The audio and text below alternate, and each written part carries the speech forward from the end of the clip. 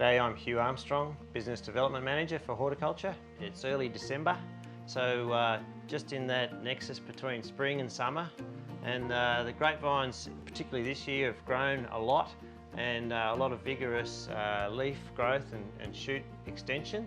And the bunches themselves have got to this really critical stage of pre-bunch closure. So it's a really important time for management, not just pest and disease management, but also canopy management for the grape grower.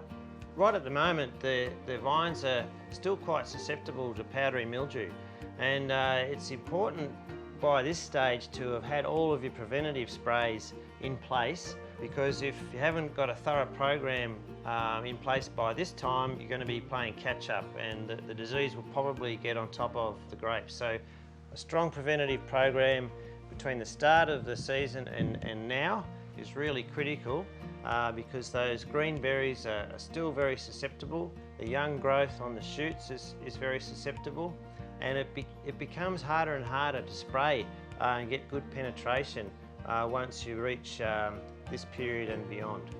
Typically by now growers should have sprayed 5 or 6 times between bud burst and this stage of growth in that pre-Christmas window. And it's really critical to understand the groups of chemistry that you're using and rotate within that spray program on an annual basis.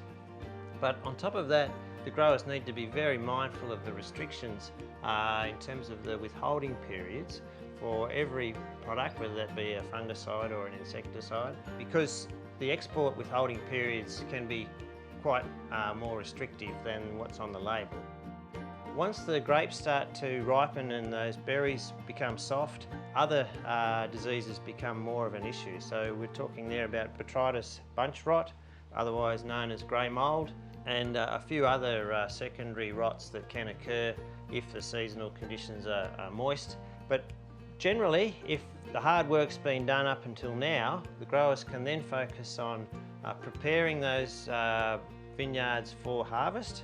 Planning from day one, as soon as bud burst begins, is really important, because whilst the chemistry we have is good, most of it relies on a preventative strategy. So you have to have that program in place and understanding the rotation of those products through the season, and then having some backup plans depending on the weather events that might happen during the year.